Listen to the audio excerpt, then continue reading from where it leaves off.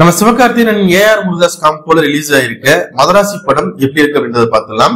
NIA ஆபீசரா இருக்கக்கூடிய பிஜு மேனன் தமிழ்நாட்டுக்குள்ள வரக்கூடிய 5 ட்ரக்ஸ் ஃபுல்லா வரக்கூடிய துப்பாக்கியில தடுத்து நிறுத்த முயற்சி பண்றாரு. அதுல தோல்வியும் அடைகிறாரு. மறுபடியும் அந்த துப்பாக்கியில எப்படியாவது தமிழ்நாட்டுக்குள்ள இருக்கக்கூடாது, ஃபுல்லா நம்ம காலி பண்ணிடணும் அப்படின்ற ஒரு முயற்சியில் இறங்குறாரு.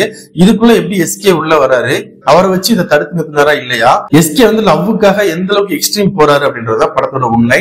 டிஃபரெண்டான ஒரு கான்செப்ட். கஜினியில சூர்யாவுக்கு எப்படி ஒரு டிஃபரெண்டான ஒரு மென்டலி ப்ராப்ளம் இருந்துச்சோ அதே மாதிரி இந்த படத்திலயும் எஸ்கேக்கு இருக்கு. துப்பாக்கி படத்துல எப்படி ஸ்லீப்பர் செல்ஸ் சொல்லிட்டு ஒரு புது கான்செப்ட் கொண்டு வந்தாரோ அதே மாதிரி இங்கேயுமே கன் கல்ச்சர் அப்படின்ற ஒரு விஷயத்தை கொண்டு வந்திருக்காரு. இது ரெண்டையுமே சேர்த்து ஒரு பியூர் லவ் ஸ்டோரியை வச்சு ஸ்கிரீன் பிளே பண்ணிருக்காரு. ஃபர்ஸ்ட் ஹாஃப் பொறுத்த வரைக்கும் நல்லா இருந்துச்சு, பட் அங்கங்க ஸ்லோனஸ் இருந்த மாதிரியான ஒரு ஃபீல் இருந்தது. செகண்ட் ஹாஃப் கண்டிப்பா எங்கேயுமே போர் அடிக்கல, நல்லாவே கொடுத்திருந்தாங்க, நல்லாவே இருந்துச்சு படம். அதே மாதிரி இன்டர்வல் பாத்தீங்க அப்படின்னா டிஃபரெண்டான ஒரு இன்டர்வலா இருந்தாலும் ஹை மூமெண்ட் கம்மியா இருந்த மாதிரியான ஒரு ஃபீல் கண்டிப்பா கொடுத்தது. Opening scene, love portion, climax எல்லாமே அல்டிமேட்டா இருந்தது.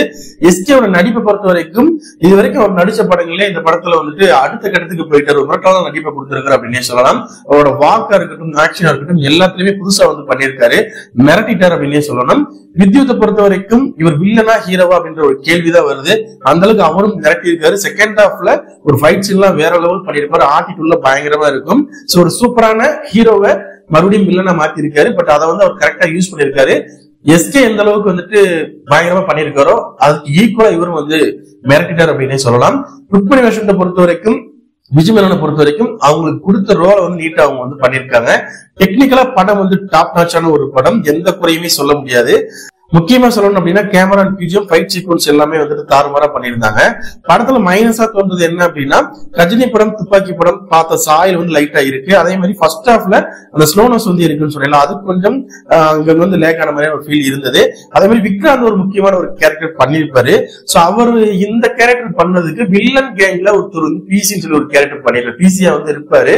சோ அந்த கேரக்டர் விக்ராந்த் பண்ணியிருந்தாங்க இன்னுமே கரெக்டா இருக்கும் ஆடியன்ஸ்க்கு அப்படின்னு ஒரு ஃபீல் இருந்தது. மற்றபடி கண்டிப்பா ஏஆர் முருகதாஸ் இது மொரட்டு கம்பேக் அப்படின்னு சொல்லணும். அதே மாதிரி எஸ்கே நெக்ஸ்ட் லெவல் போயிட்டாரு அப்படின்னே சொல்லலாம். நம்ம சேனல்ல போய் வீடியோஸ் பிடிச்சிருந்தா லைக் பண்ணுங்க, கமெண்ட் பண்ணுங்க, ஷேர் பண்ணுங்க.